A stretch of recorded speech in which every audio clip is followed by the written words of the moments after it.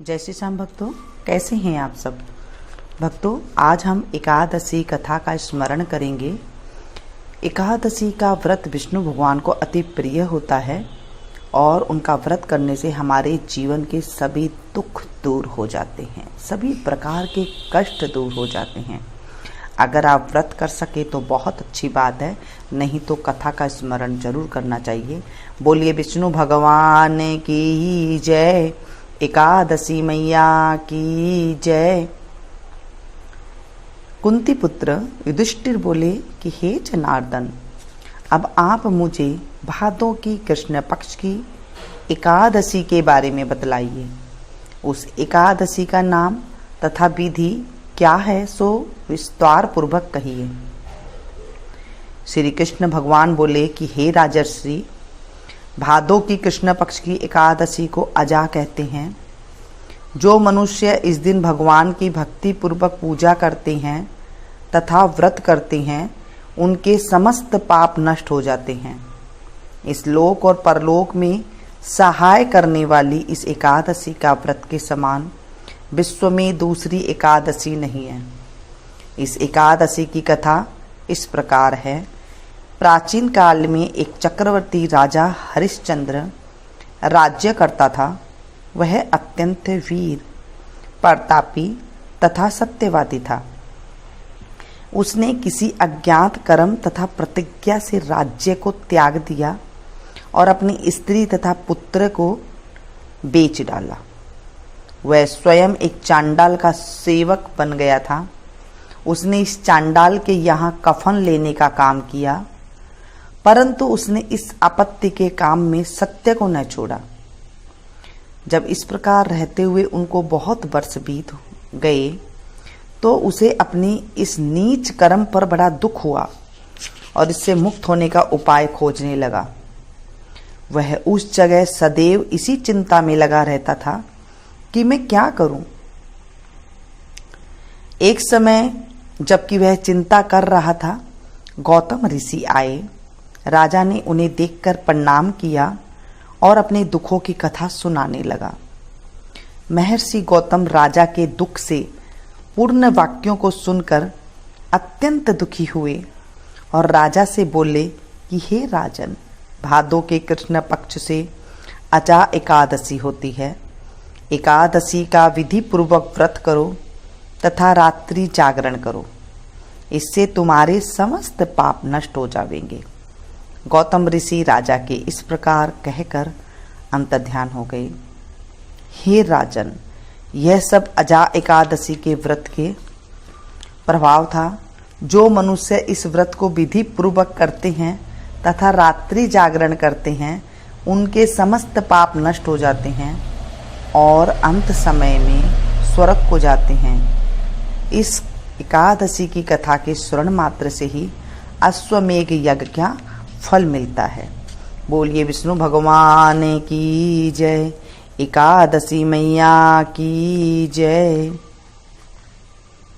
एकादशी व्रत करने वाले को जब बहुत वर्ष बीत जाते हैं तो उसका उद्यापन जरूर करना चाहिए।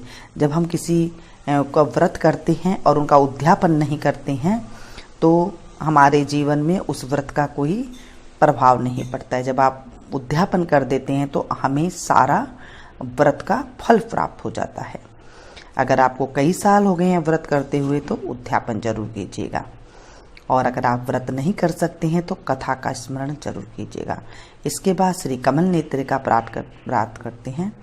श्री कमल नेत्र कटि पीताम्बर अधर मुरली गिरिधरम, मुकुट कुंडल करल कुटिया सांवरे राधेवरम, कुल यमुना धेनु आगे सकल गोपियों के मनहरम, पीत वस्त्र गरुड़ वाहन चरण सुकनित सागरम, करत केलि कलोल निस दिन कुंजा भवन उजागरम, अजल अमर अडोल निस चल पुरुषोत्तम अपरापरम, दीनानाथ दयालु गिरिधर कंस हिरणाकुशहरम गल फूल माल विशाल लोचन अधिक सुंदर केशवम वंशीवर वसुदेव छल्यो बलि छलो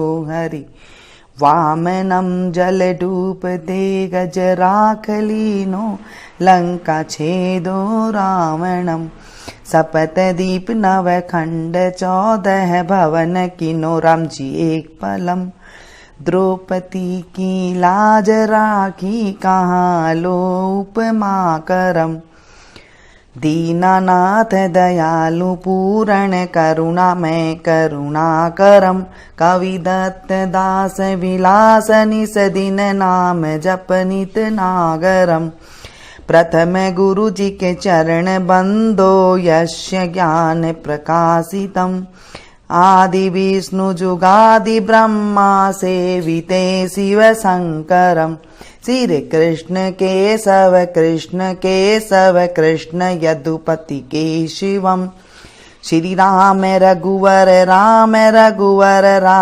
रघुवर राघवम श्री राम कृष्ण गोविंद माधव वासुदेव श्री वामनम मच्छ कच्छ वराह नरसिंह पाहि रघुपति पावनम मथुरा में केशव राय विराजे गोकुल बाल मुकुंद जी श्री वृंदावन में मदन मोहन गोपीनाथ गोविंद जी धन्य मथुरा धन्य गोकुल जहाँ श्रीपति अवतरे धन्य यमुना का नीर निर्मल ग्वाल बाल सखावरे नवनीत नागर करत निरंतर शिव बिरंचि मन मोहितम कालिंदी तट करत क्रीड़ा बाल अद्भुत सुंदरम ग्वाल बाल सब सखा विराजे संग राधे भामिनी वंशी वट तट निकट यमुना मुरली की टेर सुहावनी भजे राधे रघुवंश उत्तम परम राजकुमार की जी सीता के पति भक्तन के गति जगत प्राण आधार जी जनक राजा परण राखो धनुष बाण चढ़ावई सत्य सीता नाम जाके श्री रामचंद्र प्रणावई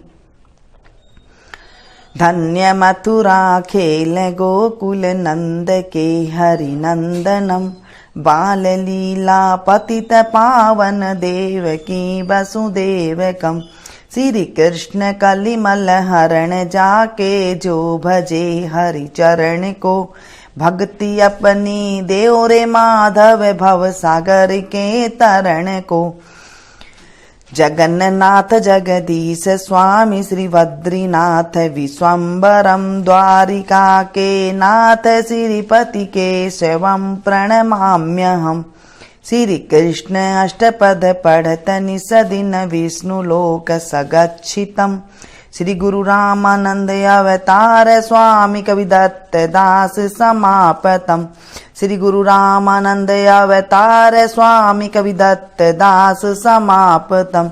जय बोलो विष्णु भगवान की जय। एकादशी मैया की जय।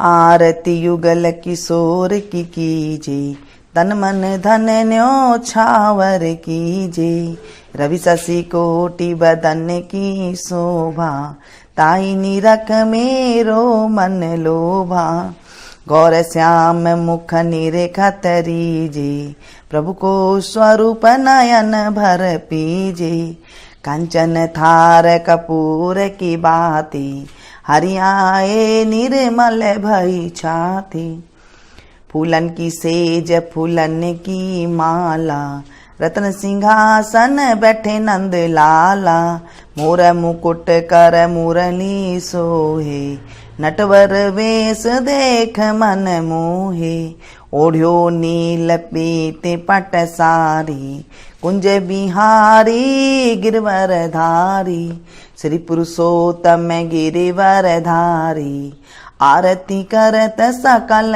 ब्रज नारी नंद नंदन वृषभान किशोरी, परमानंद स्वामी अविचल जोड़ी। आरती युगल किशोर की कीजे, तन मन धन न्योछावर कीजे। देवल विष्णु भगवान की जय, एकादशी मैया की जय।